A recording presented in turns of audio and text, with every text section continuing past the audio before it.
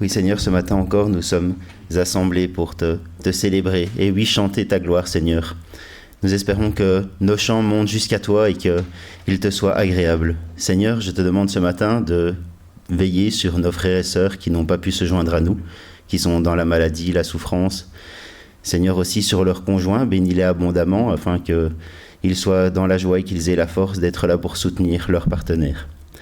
Seigneur, merci vraiment de bénir aussi tous les gens d'Israël, d'Haïti, de tous ces pays en guerre, Seigneur, afin qu'ils soient ce matin un petit peu tournés vers toi aussi et qu'ils oublient un peu leur souffrance. Amen.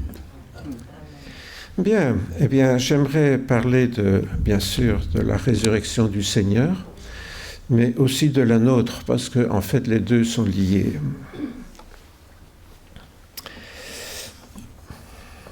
Voilà. Alors bien sûr, en ce jour de Pâques, nous commémorons la résurrection du Seigneur Jésus. Et bien souvent, on oublie que, dans le monde actuel en tout cas, que Jésus est ressuscité le jour de Pâques. On songe plutôt aux œufs en chocolat, aux petits lapins, qui n'ont pas grand-chose à faire avec Pâques, sinon peut-être qu'ils nous rappellent qu'au printemps, c'est le renouveau, la naissance, et que la résurrection de Jésus nous annonce aussi notre propre renouveau, le jour où le Seigneur reviendra et que nous ressusciterons avec lui. Et donc c'est pour cela que je dis, nous nous réjouissons aussi de savoir que la résurrection de Jésus, eh bien, il est les prémices de notre propre résurrection. Lors de son retour en gloire, quand il viendra nous chercher, il nous est dit que nous ressusciterons, que ceux qui sont vivants seront changés en un instant et que nous irons à sa rencontre. Et cela, nous le croyons. Pourquoi ? Parce que quand Jésus est ressuscité, des dizaines et des centaines de personnes même l'ont vu ressusciter. Et l'ont vu ressusciter dans une dimension tout à fait nouvelle, puisque Jésus avait un corps glorieux avec d'autres caractéristiques, d'autres propriétés que notre corps actuel, puisqu'il pouvait instantanément passer dans le monde spirituel, c'est-à-dire en dehors de l'espace et du temps, et puis revenir dans notre espace de manière tout à fait étonnante. Mais dès maintenant, donc, nous attendons la résurrection des corps, parce que Jésus nous en offre la perspective, et non seulement la résurrection des corps, mais aussi la résurrection spirituelle. Alors, si la résurrection des corps, c'est pour plus tard, dès maintenant, nous avons déjà accès à une résurrection intérieure que parfois, je pense, nous avons tendance à oublier. Quand je vois certains chrétiens versés dans le misérabilisme, ils oublient que nous avons déjà cette possibilité de ressusciter intérieurement avec le Seigneur et d'avoir accès à une relation avec lui qui était jusque-là interdite à ceux qui ne sont pas des enfants de Dieu. Alors, dans son entretien avec Nicodème, Jésus appelle cette résurrection spirituelle la nouvelle naissance. Et en fait, la nouvelle naissance dont Jésus parle, c'est déjà une résurrection de notre être intérieur à cette vie nouvelle à laquelle nous sommes appelés. Et ce sont ces implications que je me propose de partager avec vous aujourd'hui, parce que cette nouvelle naissance, on oublie qu'elle a le pouvoir vraiment de transformer notre vie d'une manière tout à fait radicale.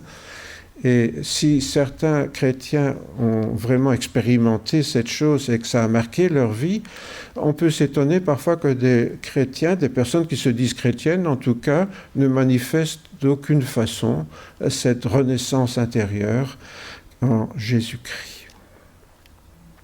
Alors je vous invite à ouvrir la parole de Dieu dans la première aux Corinthiens, où l'apôtre nous parle de cette nouvelle naissance, de cette résurrection intérieure. C'est l'apôtre Paul donc qui parle et qui dit « Je vous ai enseigné avant tout, comme je l'avais aussi reçu, que Christ est mort pour nos péchés, selon les Écritures, qu'il a été enseveli et qu'il est ressuscité le troisième jour, selon les Écritures. Et qu'il est apparu à Céphas, puis aux 12. Ensuite, il est apparu à plus de 500 frères à la fois, dont la plupart sont encore vivants et dont quelques-uns sont morts. N'oublions pas qu'il écrit ça vers la moitié du 1er siècle, donc une vingtaine d'années après que Jésus était ressuscité. Évidemment, ceux dont l'apôtre Paul parle sont tous morts maintenant. Mais à son époque, donc, il y avait une grande partie de ces 500 personnes à qui Jésus était apparu, qui étaient encore vivants et qui pouvaient attester en effet que Jésus était bien ressuscité.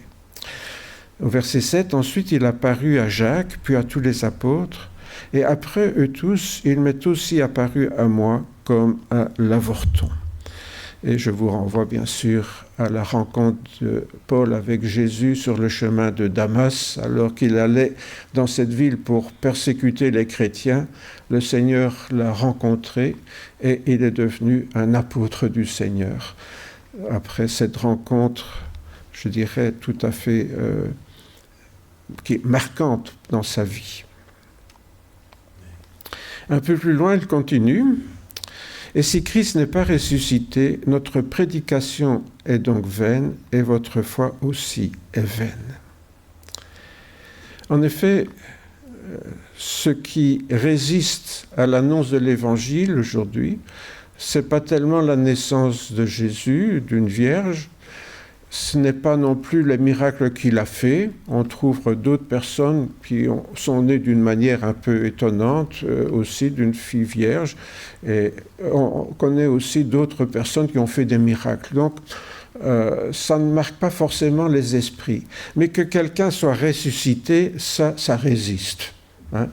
Et que Jésus soit toujours vivant, et non seulement qu'il soit ressuscité, on pourrait dire, bon, d'accord, il y a des gens, on connaît l'histoire de gens qu'on enterrait, qui ont frappé dans leur cercueil et qui sont revenus à la vie après un coma prolongé, d'accord, mais pour Jésus, ce n'est pas de ça du tout qu'il s'agit, puisqu'il n'est pas revenu dans son ancien corps, mais il est venu dans un corps nouveau, tout à fait différent, au point que certains disciples qui l'avaient connu hésitaient à le reconnaître avant que Jésus se manifeste à eux par ses paroles, par son enseignement. Donc c'est bien d'une résurrection tout à fait différente qu'il s'agit, et quand on raconte ça aux gens, évidemment ils nous prennent pour une bande de demeurés ou d'arriérés mentaux, parce qu'on dit, bon, voilà. Par contre, ils sont tout prêts à croire que, évidemment, en dehors de l'espace et du temps où nous vivons, il existe un autre univers dont on ne sait pas grand-chose. Or, cet univers dont on ne sait pas grand-chose, bien sûr, c'est celui de Dieu, auquel nous sommes appelés à rentrer un jour. Et Paul continue, « Et si Christ n'est pas ressuscité, votre foi est vaine, vous êtes encore dans vos péchés, et par conséquent aussi, ceux qui sont morts en Christ sont perdus. Si c'est dans cette vie seulement que nous espérons en Christ, nous sommes les plus malheureux de tous les hommes. » Pour Paul, la résurrection du Christ est le fondement même de l'annonce de l'Évangile. Si Jésus n'est pas ressuscité, tout s'effondre. D'où la recherche de tous ceux qui pensent avoir trouvé le tombeau du Christ pour prouver qu'il n'est pas ressuscité. En fait, nous le connaissons, le tombeau du Christ, puisque ce n'est pas celui que les catholiques vont visiter à Jérusalem, mais qu'il est plus maintenant, tout à fait en dehors de la ville, mais au-dessus du mont du Crâne, qui est très reconnaissable quand on passe devant ce rocher, et au-dessus duquel il y a ce jardin qui correspond tout à fait à l'Évangile, à la lettre près. Mais maintenant, Christ est ressuscité des morts, il est les prémices de ceux qui sont morts. Et c'est de cela que je veux m'attarder ce matin. Jésus est les prémices de ceux qui sont morts. Ça veut dire qu'il est le premier et que la suite viendra plus tard. Car puisque la mort est venue par un homme, c'est aussi par un homme qu'est venue la résurrection des morts. Et comme tous meurent en Adam, de même aussi tous revivront en Christ, mais chacun en son rang. Christ comme prémisse, puis ceux qui appartiennent à Christ lors de son avènement. Mais grâce soit rendue à Dieu qui nous donne la victoire par notre Seigneur Jésus-Christ. Alors cette dernière phrase est importante puisque cette victoire, c'est pour maintenant, c'est pas pour plus tard. C'est maintenant qu'il nous donne la victoire par notre Seigneur Jésus-Christ. Alors bien sûr, quand on parle de la mort de Jésus, on pense à sa mort expiatoire. Et régulièrement, nous célébrons la scène, comme nous le ferons tout à l'heure, pour nous rappeler que Jésus est mort pour expier nos fautes, pour expier nos péchés. Il a été puni à notre place sur la croix, et à cause de cela, la punition de nos péchés est levée, puisque Jésus l'a payé à notre place, du moins pour ceux qui se placent au bénéfice de sa mort. Ceux qui n'y croient pas, bien sûr, malheureusement, se privent de cette bénédiction. Pour mémoire, expier signifie subir la punition qui sanctionne une faute, en guise de réparation. Donc, expier, ça veut dire qu'on est puni pour quelque chose. Et vous savez, quand quelqu'un a fait même un meurtre, il va en prison, et quand il sort, on ne peut plus en tenir grief, puisqu'il a payé. On dit, maintenant qu'il sort de prison, il a payé, donc il peut repartir à zéro d'une certaine façon. Or, c'est ce que le Seigneur nous offre sans que nous-mêmes, nous n'ayons été punis, puisqu'il a été puni et puisqu'il a expié à notre place. En acceptant de mourir sur la croix, donc Jésus a accepté d'être puni à notre place pour prendre sur lui la sanction de nos péchés. Il n'est pas question, bien sûr, ce matin de remettre en cause la portée expiatoire de la mort de Jésus, mais comme je l'ai annoncé, j'aimerais aller un peu plus loin, parce que le texte que nous allons lire nous montre que Jésus lui-même nous propose aussi une autre dimension. Jésus va illustrer la signification de sa mort et de sa résurrection en prenant l'image du grain de blé qui tombe en terre et qui germe. Bien sûr, nous connaissons tous cette image, même sous nos latitudes. Il y a tous les ans du blé qui lève, déjà maintenant d'ailleurs, parce que le blé qui a été semé à la fin de l'hiver commence déjà à germer. Et nous savons que chaque grain de blé donc, va pousser, et bien sûr, lors que le soleil reviendra en été, on pourra faire la moisson. Jésus leur répondit, l'heure est maintenant venue où le Fils de l'homme va être élevé à la gloire. Oui, je vous le déclare, c'est la vérité.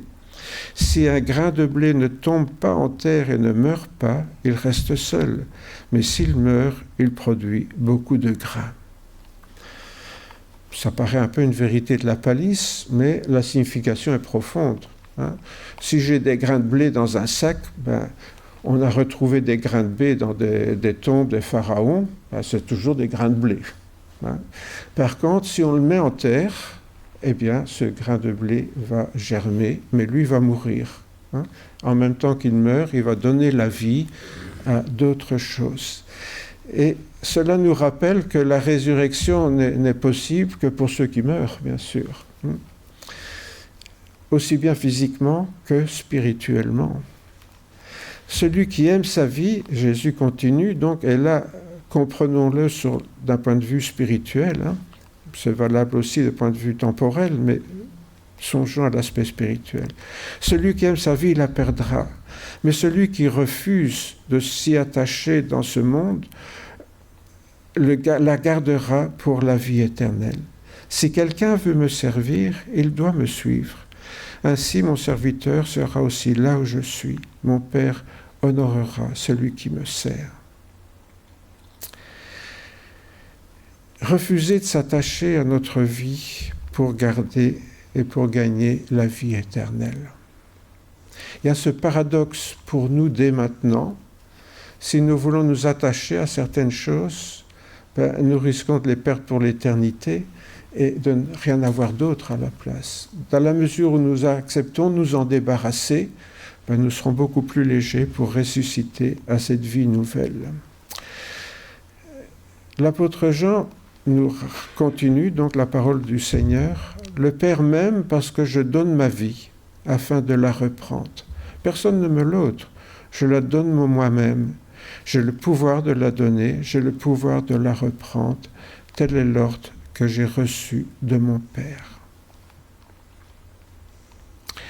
Ce que Jésus a expérimenté, la réalité donc de ce grain de blé qui meurt et puis qui doit mourir pour transmettre la vie, pour donner la vie, est une réalité que nous connaissons, mais qui est quelque chose de très subtil finalement, parce que le grain de blé ne va pas mourir instantanément quand il tombe en terre. Il va se vider en quelque sorte de sa vie pour donner vie à autre chose. Puisque, on le sait, le germe va se nourrir de ce qui est contenu dans la graine, hein, ce que nous mangeons, à la farine bien sûr, mais là elle va se transformer en sucre et nourrir le germe. La réserve de nourriture donc contenue dans la graine nourrit la nouvelle plante jusqu'à ce qu'elle devienne capable de se nourrir par elle-même. C'est un petit peu comme le poussin, ça nous rappelle justement à Pâques l'image du poussin dans l'œuf. Hein. Il va se développer avec ce qui est contenu dans l'œuf, et puis il devra rompre sa coquille et sortir pour commencer à mener sa vie. En quelque sorte, donc, il y a cette nécessité de quelque chose ou quelqu'un qui meurt pour ressusciter à quelque chose de nouveau. Et ainsi, par la suite, les racines de la nouvelle plante vont puiser les sels minéraux dans l'eau du sol. Hein, et bien sûr, on sait comment les petites feuilles vont commencer à pousser, puis elles vont commencer à faire la synthèse hein, vous connaissez l'histoire de la chlorophylle. Voilà. Ah, je t'en prie. Et petit à petit, donc, par ce phénomène hein, de photosynthèse, la plante va commencer à se multiplier. Mais le grain de blé a une particularité par rapport à d'autres choses que l'on met en terre, c'est le tallage. Alors, le tallage, c'est quoi? La graine donne une tige, mais cette tige va se multiplier à la base. Et non seulement la graine va donner une tige, mais elle va donner plusieurs tiges. Et ça, c'est intéressant pour ce que j'ai envie de partager avec vous ce matin. Oui, bien sûr, c'est ce que je viens de dire. Hein. Donc, cette graine va se transformer en une nouvelle plante, mais si vous avez déjà bien observé le blé dans les champs, vous pouvez descendre au pied et vous verrez que chaque graine a donné plusieurs tiges.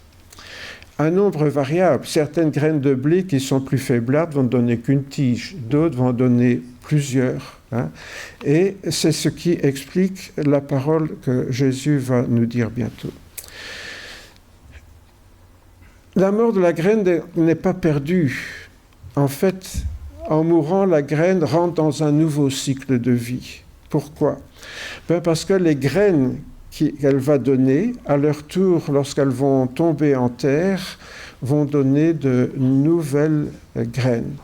Ah, si vous avez des enfants, vous pouvez les monter à l'étage. Hein, vous pouvez monter les enfants. Il y a quelqu'un pour vous à l'étage. Hein, voilà.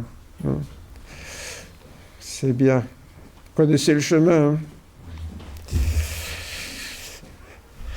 Donc, cette graine qui tombe, qui est morte, en fait, va être le début d'un cycle, parce qu'elle va donner de nombreuses graines qui, à leur tour, vont tomber en terre et vont donner d'autres graines, etc. Et c'est intéressant parce que ce cycle de la vie va pas seulement être un cycle répétitif, mais va être un cycle qui va se multiplier autant de fois qu'il y a de graines produites et qui vont tomber en terre. Et si ces graines sont tombées dans leur terre à leur tour, et elles se lèvent à leur tour, il va y avoir une croissance exponentielle. Parce que si une graine de blé produit, mettons, 30 graines de blé, si ces 30 graines tombent en terre, c'est 30 nouvelles plantes qui vont pousser et qui vont donner de nouveau beaucoup de graines, etc., etc. Donc il y a là vraiment une croissance exponentielle et pas seulement arithmétique. Je vous renvoie à votre cours. Hein. Et, disons, c'est aussi la technique utilisée lorsque on veut créer de nouvelles variétés. Vous savez que, comment dirais-je, on cherche toujours en agronomie des plantes qui ont un meilleur rendement. Et lorsqu'on a trouvé une plante qui a un meilleur rendement, qui a quelques graines, on sème ces quelques graines. hein, et puis ces graines vont donner plus, etc. Et c'est comme ça que vous voyez parfois en circulant dans la nature des champs d'expérimentation, hein, où on voit donc ce début pour obtenir assez de graines pour mettre dans le commerce et avoir une nouvelle plante. C'est cette croissance exponentielle qui est intéressante. Alors Jésus raconte la parabole du semeur que vous connaissez bien, la graine qui tombe dans les cailloux, hein, où elle germe, etc., dans le chemin où les oiseaux viennent la manger, dans les épines où elle est étouffée. Et puis finalement, Jésus dit, d'autres personnes ont reçu la semence dans la bonne terre. Ce sont ceux qui entendent la parole, l'acceptent et portent du fruit. Un grain en donne 30, un autre 60, un autre 100. Alors, si vous avez bien compris l'histoire du talage, ben vous savez pourquoi il y en a qui donnent 30, 60 ou 100. Ça dépend du nombre de tiges que la graine qui est tombée en terre va produire. Alors là, ben, encore une fois, vous savez que je suis l'enquiquineur qui se pose toujours des questions. Et je me suis dit, est-ce qu'on a déjà pensé à ce que deviendrait l'Église aujourd'hui si, comme Jésus le dit, puisque la semence, c'est une personne qui meurt et qui va donner 30 graines, 60 graines, 100 graines. Waouh, Jésus fait fort quand même. Hein? Alors, prenons un exemple modeste. Si chaque chrétien, au moment de sa mort, avait laissé non pas 100, mais 60 graines, c'est quand même encore beaucoup, non? Bon, pas 60, mais 30. 30. Est-ce que vous pensez avoir laissé derrière vous 30 graines quand vous mourrez? Pas certain. Allez, on va être modeste, hein? 2 graines. 2 graines. Vous pensez que c'est faisable, ça? Que chaque chrétien laisse 2 graines derrière lui? Savez-vous ce que ça ferait si chaque chrétien laissait 2 graines derrière lui? 2 graines seulement, chaque chrétien. En général, on estime qu'une génération dure entre 25 et 35 ans en fonction de la durée moyenne qui varie en fonction des guerres, des famines, des taux de reproduction dans le monde. Donc, voilà, on estime que toutes les générations, c'est entre 25 et 35 ans. Alors, comme je suis un peu curieux, j'ai divisé 2000 ans par ça et j'arrive plus ou moins à 64 générations. 64 générations. Là, tout d'un coup, le franc est tombé dans ma petite tête. Je ne suis pas très malin, mais enfin, 64, l'ancien joueur d'échecs que je suis me dit, mais 64, c'est le nombre de cases qu'il y a sur un échiquier.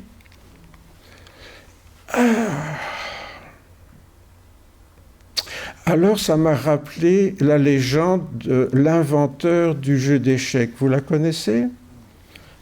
Bien, je vais vous la raconter vite fait.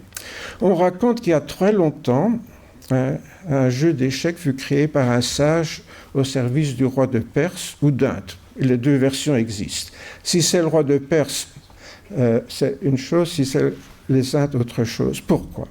Le roi apprécia tellement ce nouveau jeu qu'il promet à ce sage de lui donner toutes les richesses qu'il souhaitait. Formidable.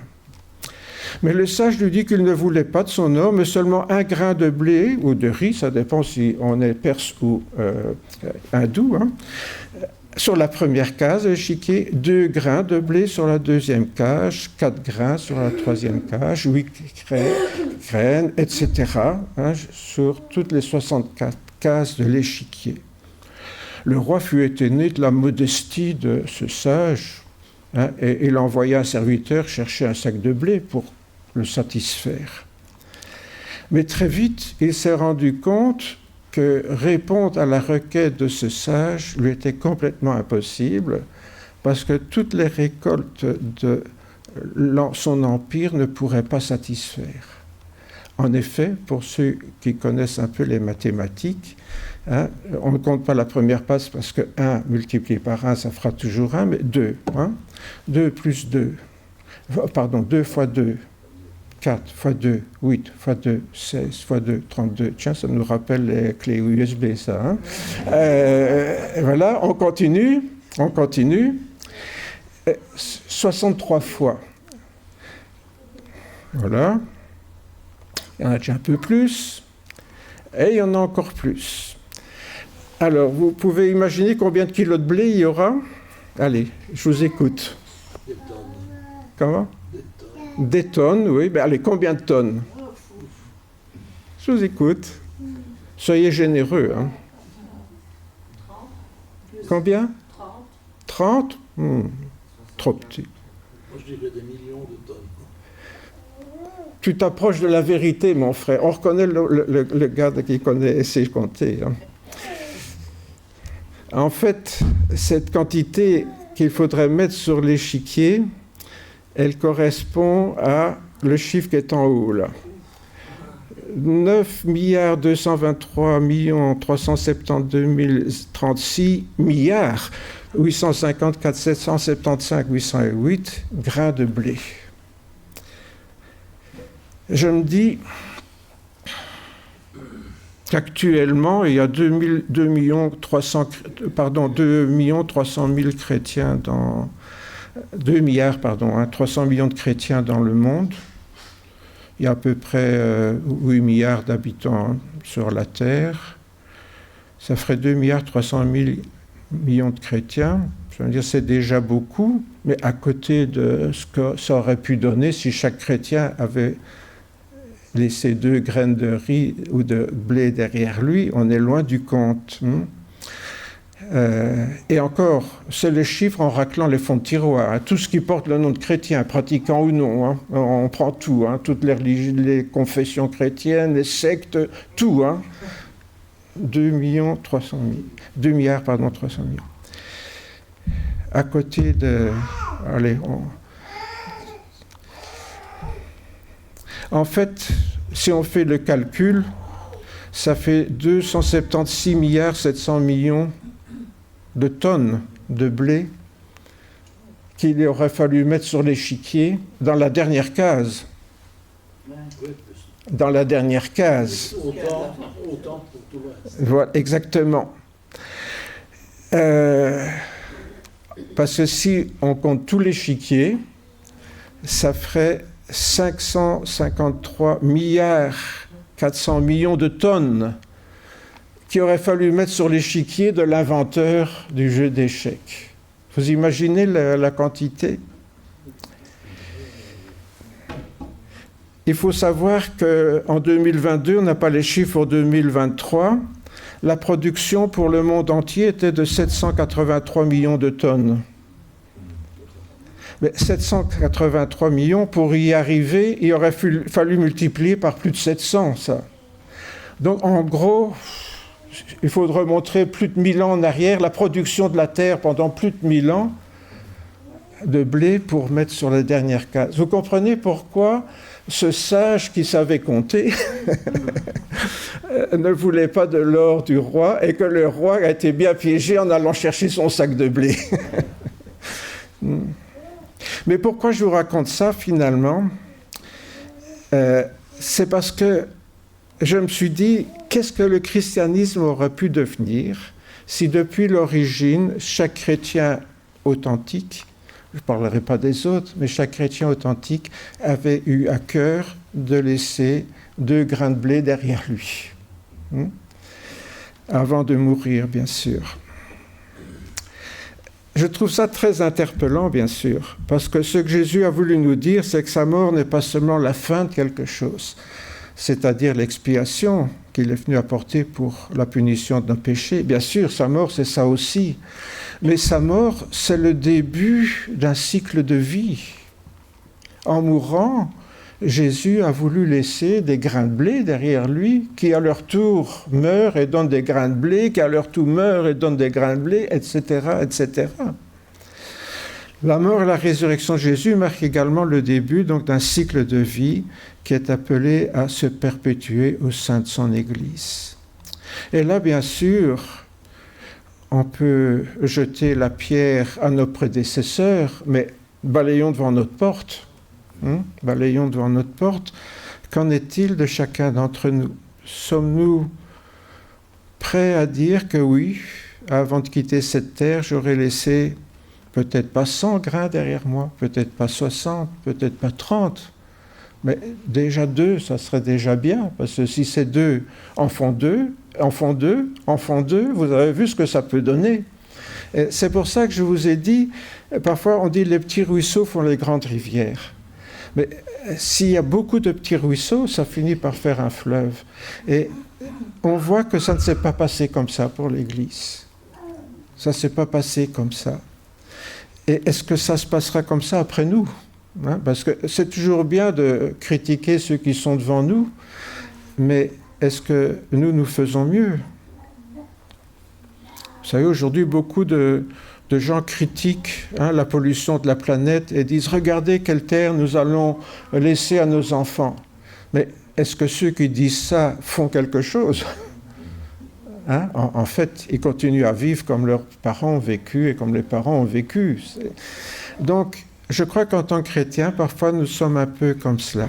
Alors c'est bien de songer à la résurrection de Jésus aujourd'hui, mais est-ce que nous songeons que si Jésus est mort, c'est pour que nous ressuscitions déjà maintenant et que nous portions du fruit déjà maintenant? Parce que dans l'éternité, bien sûr, nous entrerons dans la gloire, mais je ne sais pas comment ça se passera, mais Jésus a dit que dans l'éternité, il n'y aura plus ni homme ni femme.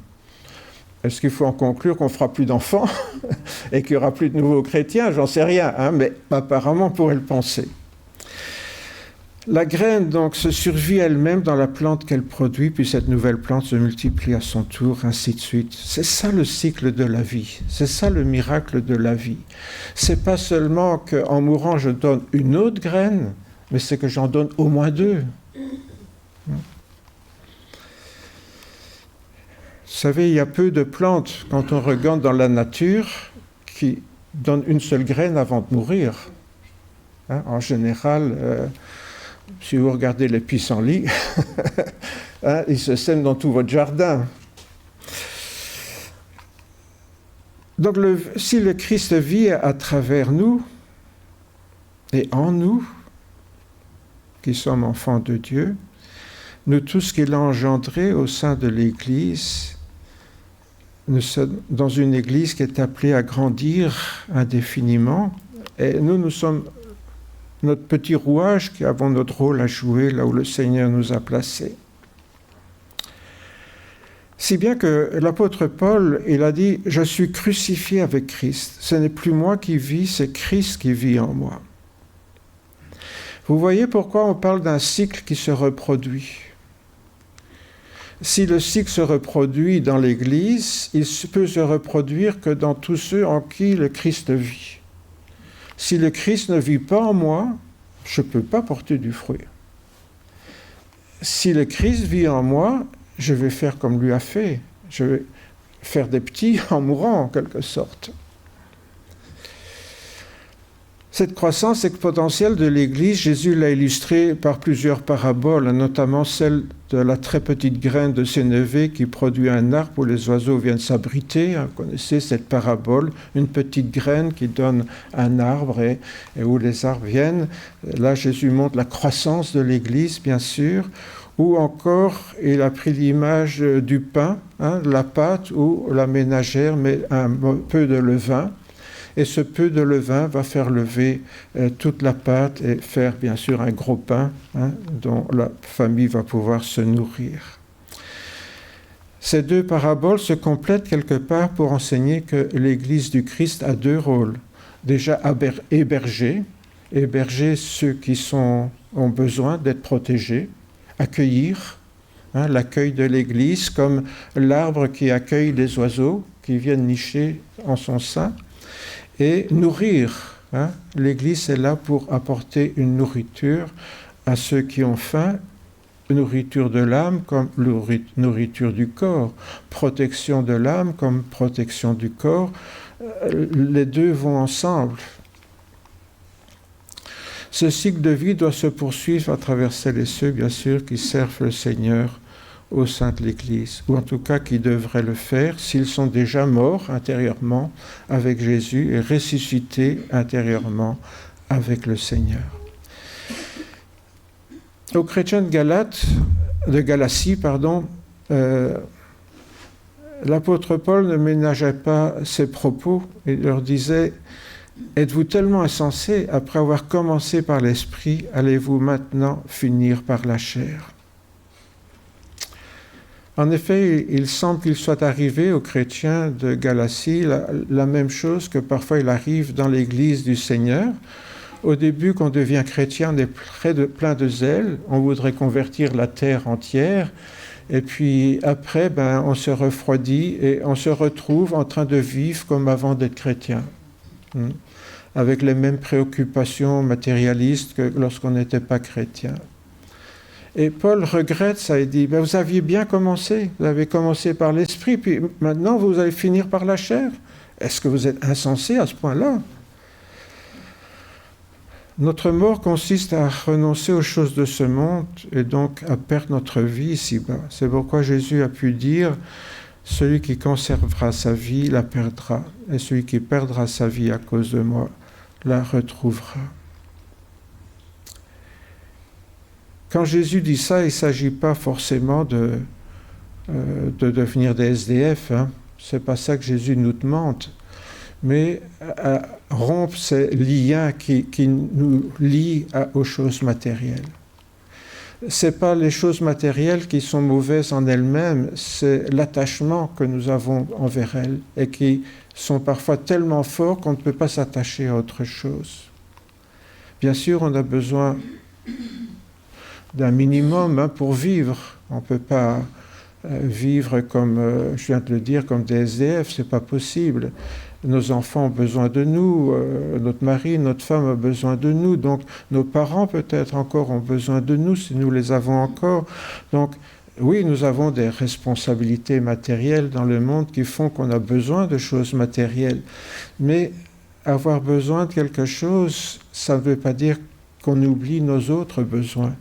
Or, c'est ça que Jésus nous demande de faire, de ne pas garder ce lien.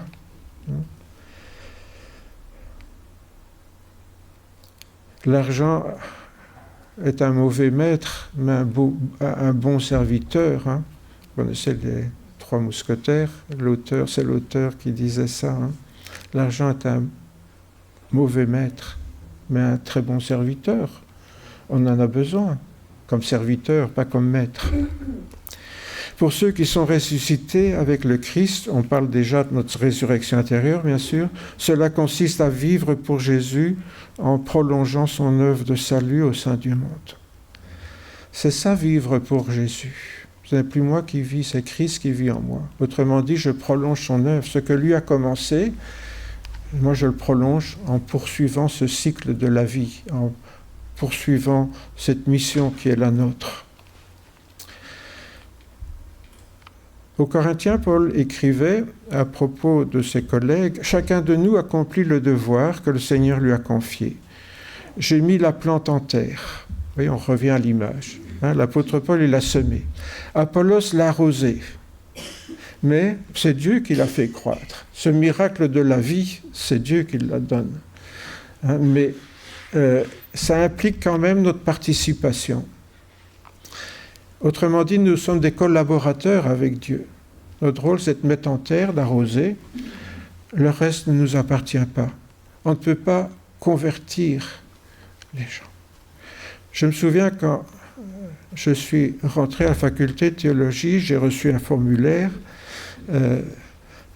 Combien de personnes avez-vous, il y avait cette question, combien de personnes avez-vous amené à la conversion ?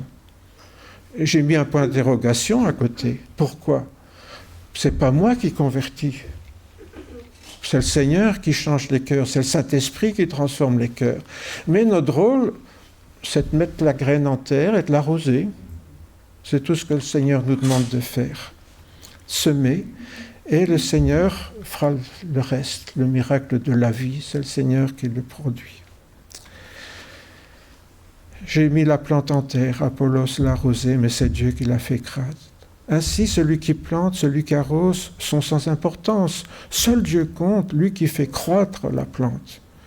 Celui qui plante et celui qui arrose sont égaux. Dieu accordera à chacun sa récompense selon son propre travail, car nous sommes des collaborateurs de Dieu, et vous êtes le champ de Dieu, vous êtes aussi l'édifice de Dieu. Voilà l'Église du Seigneur qui est comme un arbre qui grandit, comme un bâtiment auquel les briques viennent s'ajouter, des briques vivantes bien sûr. Et voilà, mais cette croissance, nous sommes des collaborateurs avec Dieu et nous recevrons une récompense pour notre travail. Vous savez, on le dit souvent, le salut est gratuit, mais notre travail sera récompensé. Alors, bien sûr, le salut ne s'achète pas. Ça a été ça, je dirais, ce qui a provoqué la réforme protestante de Luther, c'est qu'on pouvait acheter son salut avec de l'argent. C'est ce qui a scandalisé Luther et qui l'a fait condamner cela. Et Luther n'a pas quitté l'Église, on l'a chassé. Je dis toujours, ce n'est pas du tout la même chose. Mais cet achat du salut, on veut mériter, par nos mérites, acheter notre salut. Il n'y a rien à mériter. Jésus l'a payé. Est-ce que nous lui ferons l'affront de lui dire « Tu n'as pas versé assez de sang pour mes péchés pardonnés, pour les pardonner ?»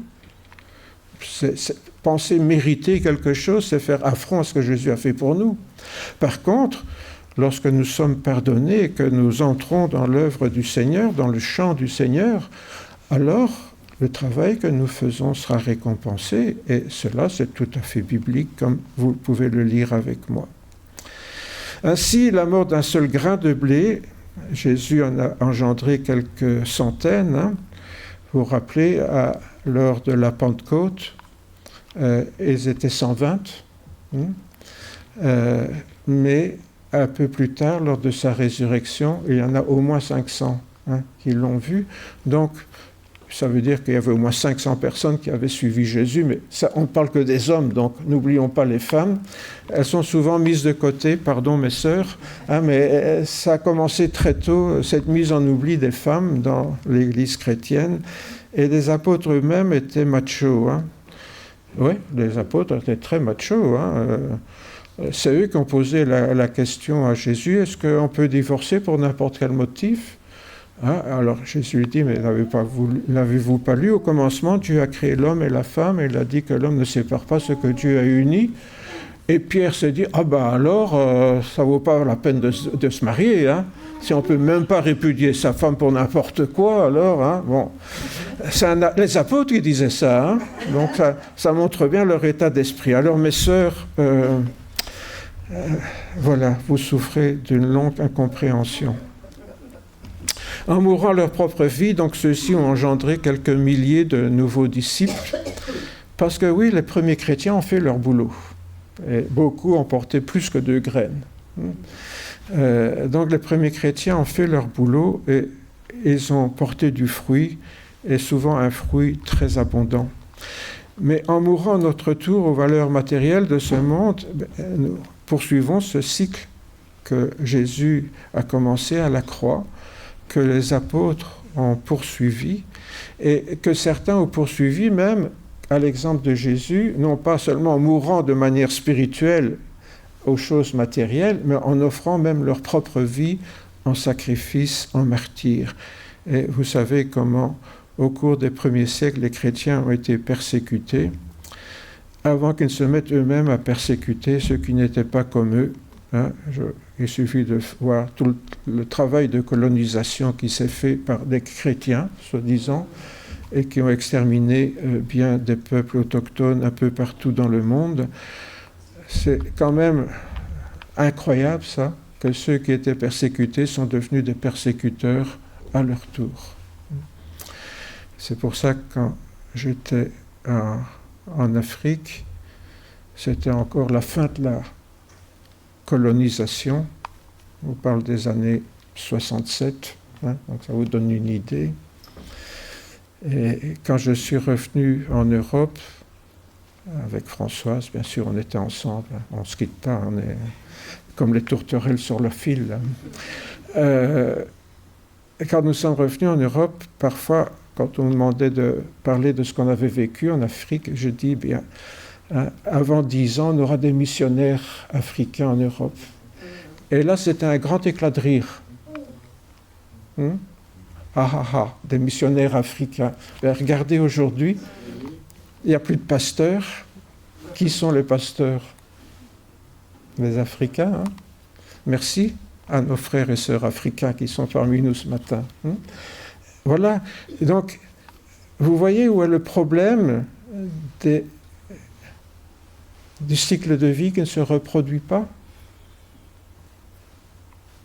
C'est ça le problème. Le cycle de vie qui ne se reproduit pas. Tous les croyants ne sont pas obligés d'aller jusqu'au martyre, bien sûr, mais ceux qui l'acceptent nous montrent la voie du renoncement, et de renoncement plus modeste. Aujourd'hui encore, la semaine prochaine, j'insiste là-dessus, le 5, on aura un exposé sur les chrétiens persécutés dans le monde, et vous avez tous eu accès à cette carte des persécutions dans le monde. Il y a plus de rouge que de blanc. Et beaucoup de chrétiens acceptent le martyre, aujourd'hui encore, mais un chrétien qui accepte le martyre, il devrait nous dire, regardez, moi je donne ma vie pour le Seigneur, réellement ma vie.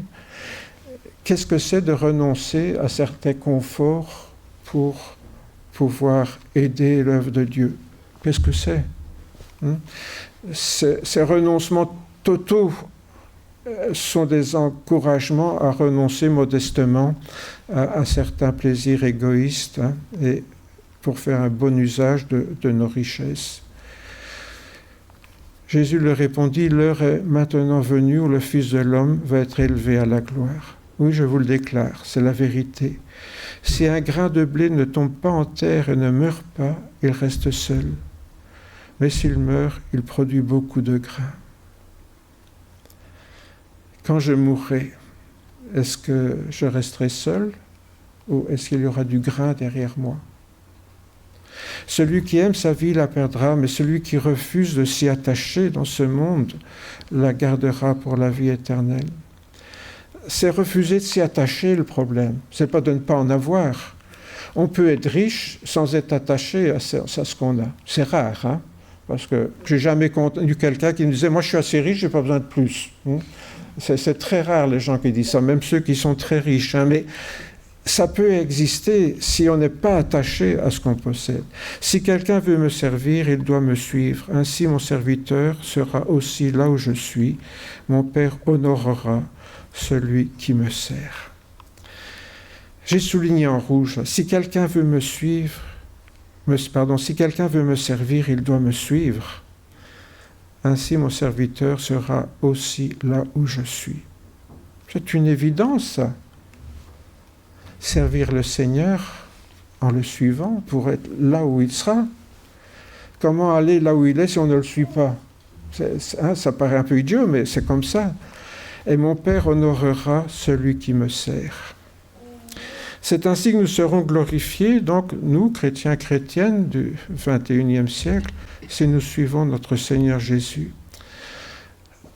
En fait, en grec, glorifier, ça signifie donner de l'importance, avoir du poids. Avoir du poids.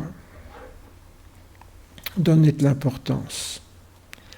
À qui donnons-nous de l'importance aujourd'hui? Sinon à ceux qui sont riches. Même les gouvernements sont aujourd'hui à la solde de quelques milliardaires. Avoir du poids. Ne dit-on pas de certaines personnes qui sont riches, voilà un homme qui pèse autant de millions ou autant de milliards de dollars, il pèse autant, c'est sa valeur. Pour les assurances aussi d'ailleurs, une ménagère vaut moins qu'un homme qui travaille pour les assurances. Ça veut dire que tout le monde, toute la vie de tout le monde n'a pas le même poids. Encore une fois, c'est les femmes qui ont moins de valeur que les hommes. C'est comme ça, mes sœurs. Nous vivons dans un monde profondément injuste, mais nous, devant Dieu, est-ce que nous avons du poids? Ne dit-on pas, comme je viens de le dire, qu'un homme d'affaires pèse autant de milliards de dollars? En 1921, 1% de la population la plus riche détenait 44% des richesses mondiales. Bon, c'est les derniers chiffres que j'ai trouvés en 2021. 1% de la population qui compte pratiquement la moitié des richesses mondiales. J'ai mis ce riche qui dit de manière très cynique, vous ne savez peut-être pas lire, c'est en petit là, estimez-vous heureux qu'on vous tolère encore chez nous. Estimez-vous heureux qu'on vous tolère, vous les pauvres, là, qu'on vous tolère encore chez nous, puisqu'il possède la moitié de la planète. Oui, nous sommes dans un monde profondément injuste. Est-ce que nous allons contribuer à cette injustice ou au contraire contribuer à la justice selon Dieu en ayant du poids à ses yeux, en le servant comme il le souhaite?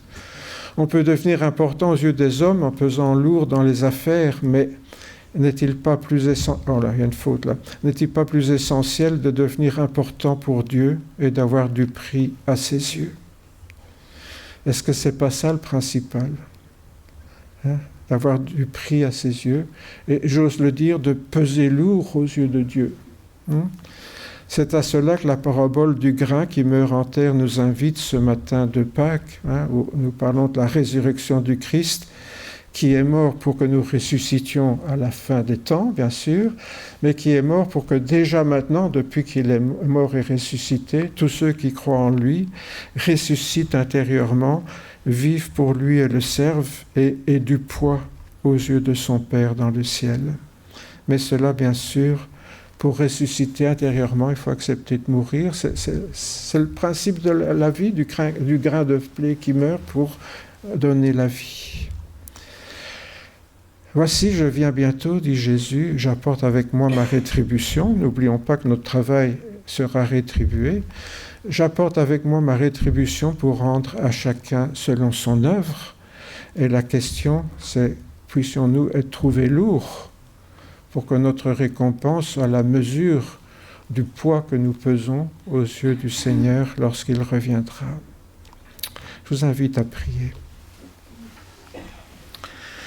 Seigneur notre Père, nous voulons te remercier ce matin parce que ta parole nous interpelle. C'est vrai, Seigneur, nous sommes heureux et nous le célébrons, Seigneur, ta mort, mais aussi ta résurrection en ce jour, parce que tu as remporté la victoire sur la mort. Et nous savons que le dernier ennemi qui sera vaincu lorsque tu reviendras, ce sera la mort. Mais Seigneur, en attendant, tu nous accordes déjà cette grâce de pouvoir ressusciter intérieurement avec toi.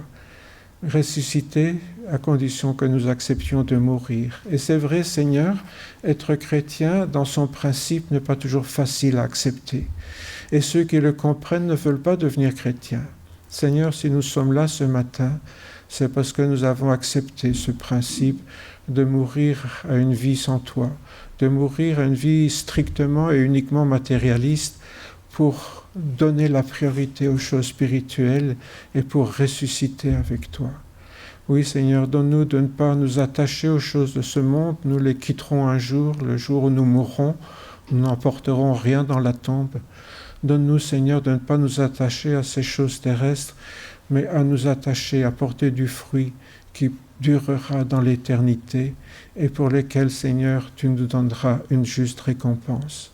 Merci, Seigneur, parce qu'il y a de l'espoir pour chacun d'entre nous, même si nous mourrons, Seigneur, pour peu que nous laissions du fruit derrière nous. Ô Seigneur, si chacun d'entre nous pouvait au moins laisser 2 graines derrière lui, nous avons vu avec l'exemple de l'échiquier combien cela pourrait conduire à des résultats extraordinaires. Oui, Seigneur, nous n'en sommes pas là, mais te demandons que ton Église puisse vraiment te glorifier, Seigneur, en portant du fruit pour toi. Ton Église, c'est nous, pour que chacun d'entre nous, Seigneur, modestement, là où tu nous as placés, nous puissions porter au moins ces 2 graines avant de quitter ce bas monde. Sois béni, Père, dans le nom de Jésus, ton Fils bien-aimé. Amen.